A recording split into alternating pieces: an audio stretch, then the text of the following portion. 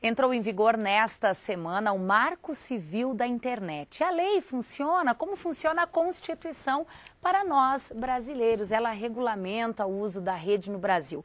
Essa lei estabelece princípios, garantias, direitos e deveres para internautas e empresas. O nosso convidado para falar um pouco mais sobre o assunto é o professor do curso de Ciência da Computação da UPF, professor doutor Adriano Canabarro Teixeira, sempre muito bem-vindo à programação da UPF TV. Obrigado. Professor, eu queria começar lhe perguntando a sua opinião sobre essa lei que já vem sendo discutida há 2 anos e que entrou em vigor nessa semana. Dia 23 agora o Marco Civil passa a valer. Eu acho que desde a sua concepção ele nos coloca, enquanto país, numa posição de vanguarda frente ao mundo, né? Porque ele foi construído não dentro do Congresso. Ele foi construído com a participação no Congresso, sim, mas com a participação da sociedade civil, dos empresários, dentro de uma grande discussão feita na rede, né? E, é claro, ele tem alguns ajustes a serem feitos, mas o simples processo de construção já nos coloca na frente das discussões. Uma outra questão que me parece bem importante destacar, Thaís, é sobre a forma como ele trata a questão da nossa vida na internet, né? A grande maioria das iniciativas mundiais que tratam de regular a internet, ela trabalha na linha da penalização do usuário, né?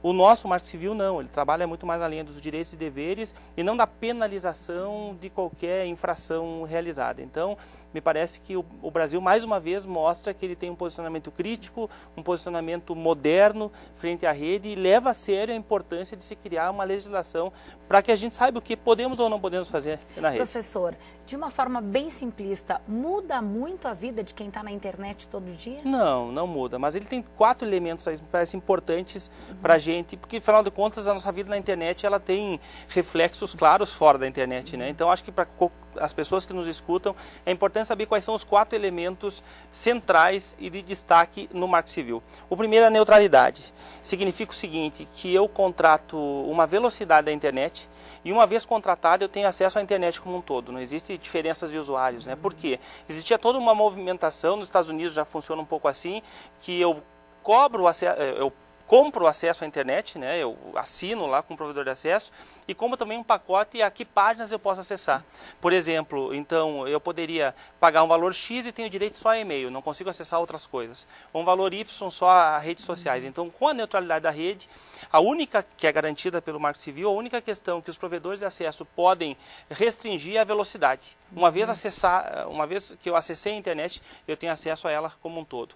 O segundo elemento importante se refere à questão da privacidade. Ou seja, os nossos dados, eles são privados, não podem ser utilizados para outros fins que não aqueles que eu, quando me cadastro num site, aceito lá no termo, né? Então, não pode ser divulgado ou utilizado para outra coisa que não aquilo que eu aceitei. Por mais que você, ao se cadastrar em um site de uma empresa ou de uma instituição, coloque lá, eu confirmo, aceito, isso não pode mais acontecer. É que aí que tá, a gente tem que ler o que eu estou confirmando que eu estou aceitando, né? Porque no momento em que eu digo que eu abro mão da privacidade dos meus e-mails, eu estou abrindo mão daquilo, né? É claro, pode ser discutido, agora o Marco vai ter desdobramentos, mas a princípio eu tenho que ter certeza, primeiro, do que as pessoas estão gravando, coletando da minha navegação, e segundo, que nada mais vai ser coletado e não vai ser utilizado para outro fim que não aquele que eu aceitei o termo de uso. Um outro elemento importante tem a relação com os logs. O que são os logs, né? Os logs são os registros de tudo que eu faço na internet. Então, até então, tudo aquilo, as páginas que eu acessei, os serviços que eu utilizei, eu utilizei o Google, eu utilizei o Facebook, tudo tem que ficar gravado e registrado pelos provedores de acesso. Então, os provedores de acesso, os comerciais, aqueles que a gente contrata para ter acesso em casa, de certa forma já faziam isso. Agora, a questão é, o Marco Civil diz, por 1 ano vocês têm que manter os dados de acesso dos teus usuários, não pode utilizar esses dados para outro fim que não aquele expressamente autorizado pelo usuário. Por isso é importante que a gente comece a ler os contratos que a gente aceita. Isso vale para empresas que oferecem e-mail para os seus colaboradores também, professor? São 2 questões. Uma é o provedor do acesso. O provedor do acesso é aquele que, quando eu ligo meu computador em casa, eu acesso à internet, ele tem que manter os registros de tudo onde eu acessei e o que eu fiz. Não necessariamente o conteúdo, mas o que eu fiz. E as empresas já, de forma particular, já fazem isso. Agora elas têm a obrigação de fazer por 1 ano. A mudança é que algumas empresas ou instituições que não têm como atividade fim o acesso à internet, como por exemplo uma universidade, elas passam a ter que fazer isso também. As empresas que têm como atividade fim já tinham que fazer. A minha empresa, lá no meu registro da minha empresa, eu sou provedor de acesso à internet. Já era obrigado e tem que continuar fazendo. Agora, as outras empresas, vou dar o exemplo da universidade, eu conecto na rede UPF, né? Em conectando na rede UPF, ela está me provendo acesso, ela é obrigada a manter esse acesso. E os provedores de aplicações, por exemplo, o Google, que me oferece lá um Google Drive, o Gmail, assim por diante, tem que manter meus dados por 6 meses.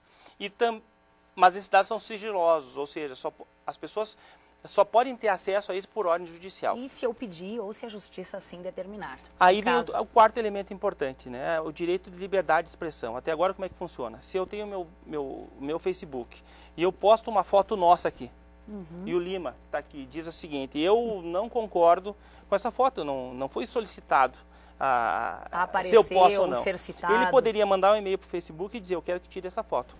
Automaticamente o Facebook poderia fazer isso agora. Agora não pode mais, o Marco Civil diz o seguinte, eu só posso retirar conteúdo da internet, eu, provedor de aplicação, se eu tiver um ordem judicial.